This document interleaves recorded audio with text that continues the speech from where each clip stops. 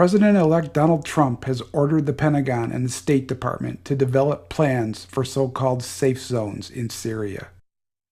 Trump says the order will protect civilians and prevent refugees from flooding into Europe and America. The plan was inserted in one of Trump's executive orders. Defense Secretary James Mattis and Rex Tillerson, Trump's pick to be Secretary of State, will have 90 days to submit a blueprint to the White House. During the campaign, safe zones featured prominently in Trump's rhetoric. We're going to build safe zones. We're not having them come over. We're going to build safe zones in Syria. We're going to build safe zones. And we're going to get the Gulf states to pay for the safe zones. We will build safe havens over in Syria, and we will get Gulf states. We, the United States? We, the United States, will get Gulf states to pay for it because we right now we're going to have $21 trillion very soon. Trillion in debt. We will do safe havens and safe zones in Syria, and we will get nations that are so wealthy that are not doing anything. They're not doing much. They have nothing but money.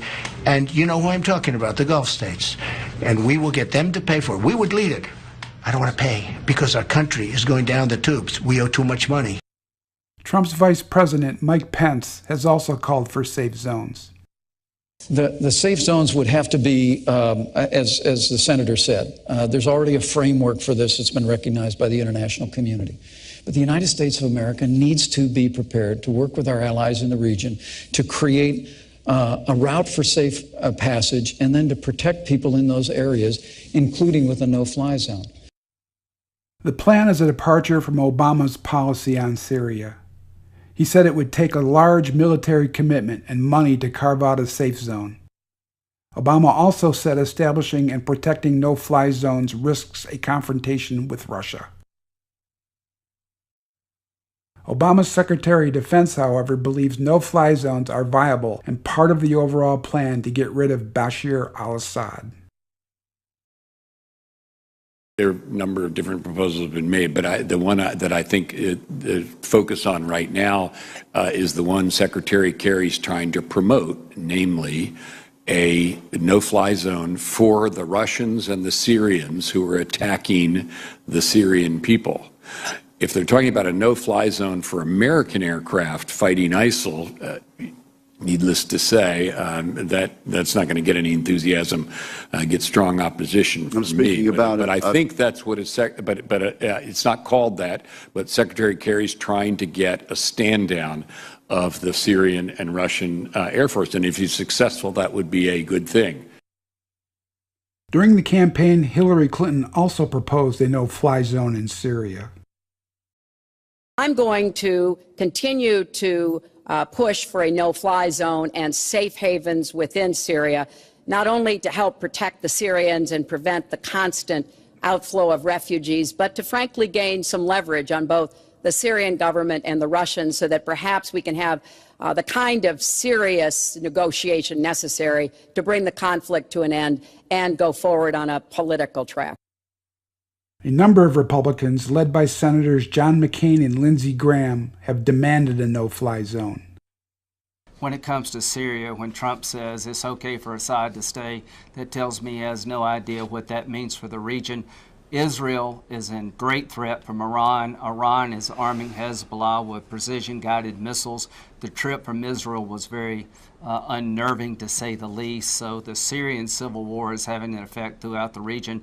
Mr. Trump, when you said Assad should stay, you need to rethink that. As to Secretary Clinton, she says she wants a no-fly zone in Syria. That is a great step in the right direction.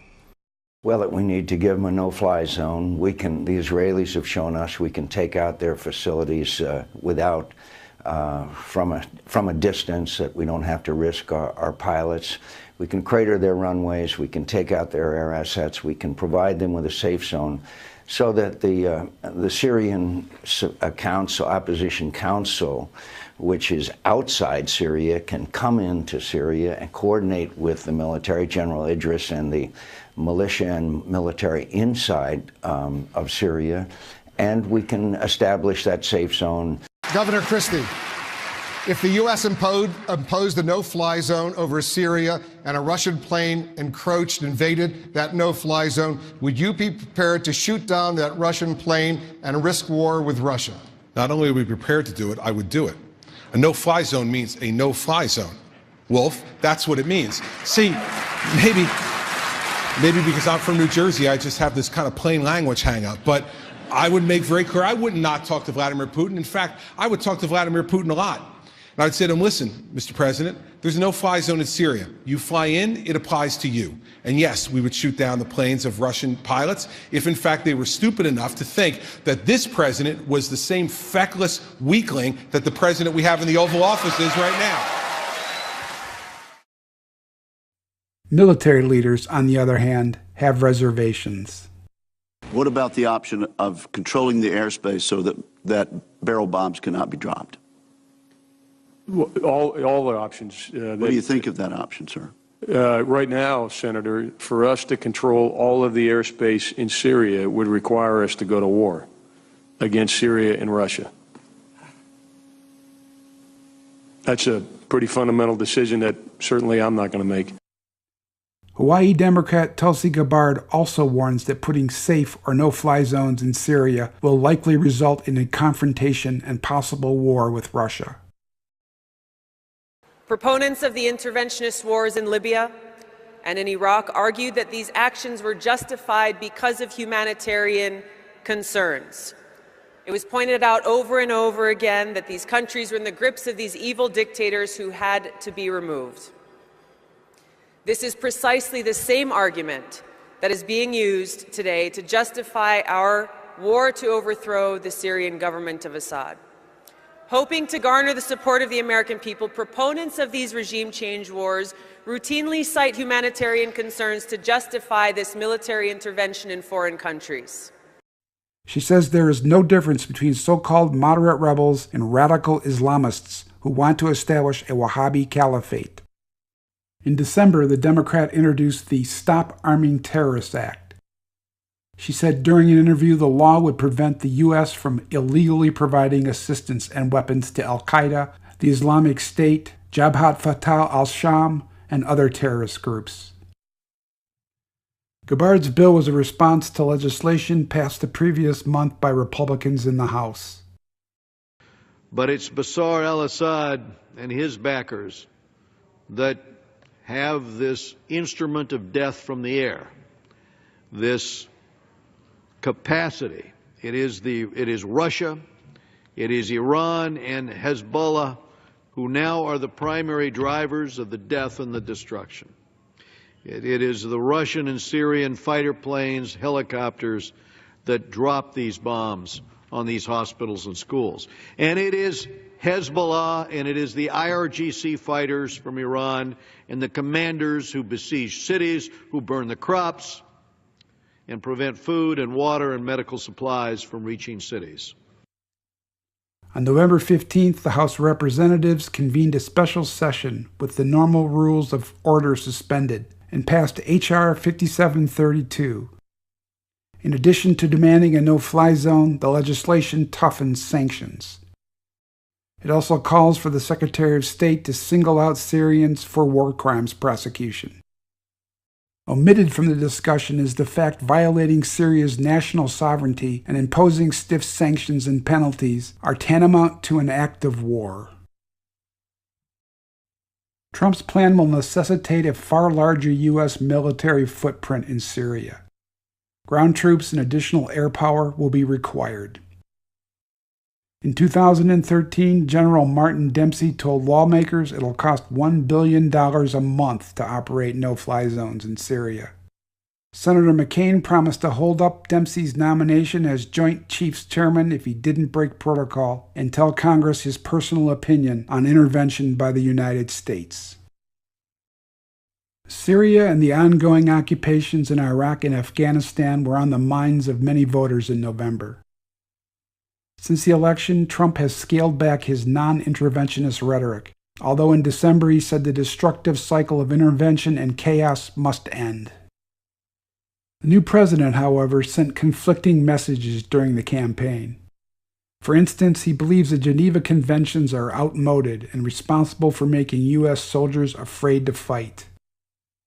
The Geneva Conventions, which were adopted after World War II, set international standards for the treatment of civilians and prisoners of war.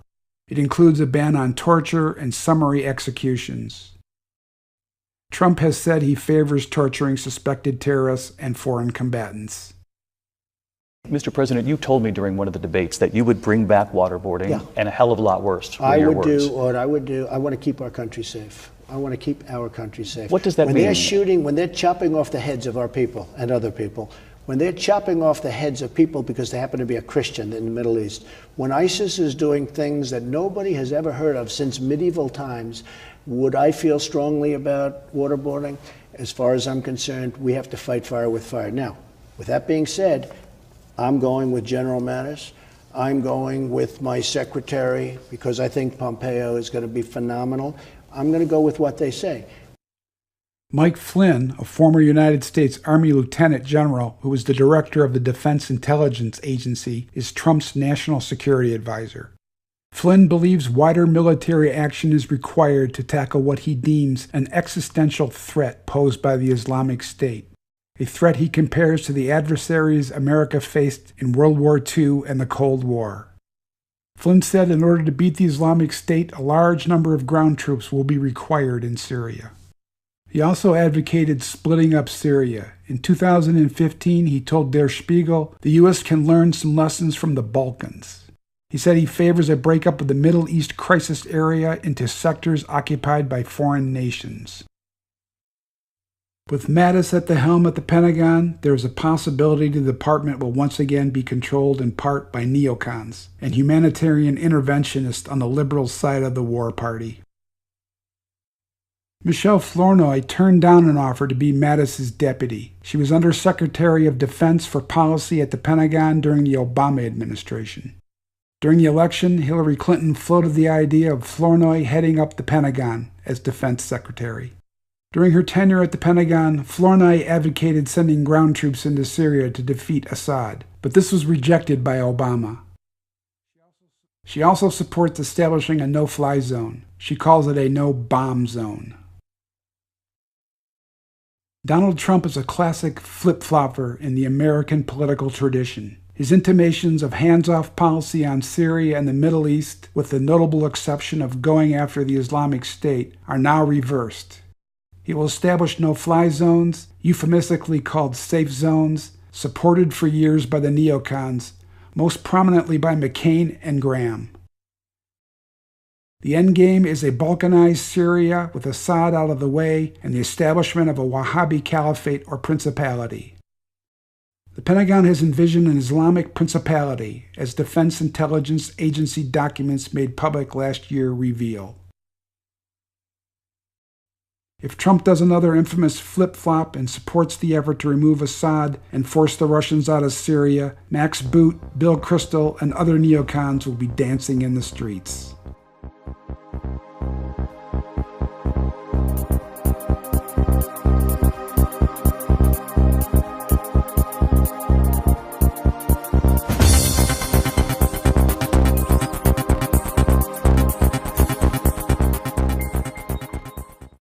For just a small subscription fee, you can become a member of the NewsBud community and help keep this website running. Your subscription will provide you with full community access to exclusive content, including videos and articles from NewsBud's team of experts and analysts, as well as a members-only monthly newsletter from NewsBud's founder, Sibel Edmonds. Sign up today for full access at newsbud.com.